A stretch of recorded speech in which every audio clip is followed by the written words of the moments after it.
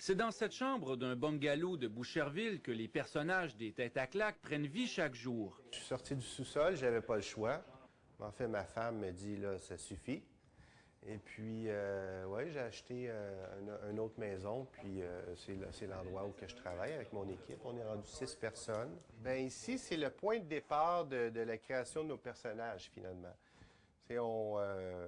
Tête à claque, on crée les personnages à partir d'une poupée qu'on modifie, en posant mes yeux puis ma bouche dessus. Je vais vous donner un exemple, parce que ça ressemble, le produit de départ et le produit final, il y a une grosse variation.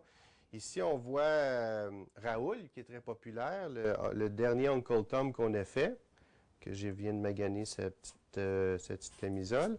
Et ici, un autre personnage très populaire, c'est un des petits gars d'Halloween. Arrête de niaiser, là. Donne-moi mes bonbons, fais ça vite, là, je t'entends sur ma run, là. En seulement 9 mois, ces personnages sont devenus de véritables marques de commerce.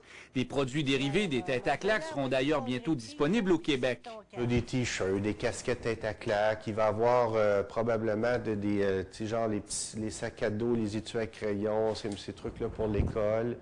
Puis des trucs plus classiques comme des petites figurines. Mon agent de bord vient de m'informer que nous avons un passager au comportement suspicieux. D'un simple projet artisanal, les Têtes à claques sont en train de devenir un empire. Un DVD sera lancé l'automne prochain. Il y a des projets de films et de séries télé dans l'air, sans oublier la version anglaise du site qui devrait être lancée d'ici la fin de l'été. Et si on se fie à la réaction des Bonzes de Creative Artists Agency, la plus importante agence d'artistes aux États-Unis, les Têtes à claques seront aussi populaires en anglais qu'en français.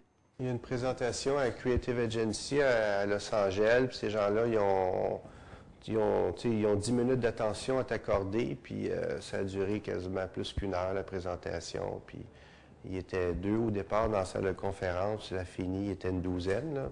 Il allait chercher un autre VP d'un autre secteur, puis il disait, viens voir ça. Fait qu'il y a un intérêt, effectivement.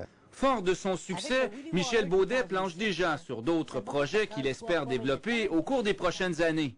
Les Têtes à claques n'ont peut-être pas de jambes, mais on ne pourra pas reprocher à leurs créateurs de se traîner les pieds. Dominique Arpin, TVA, à Boucherville.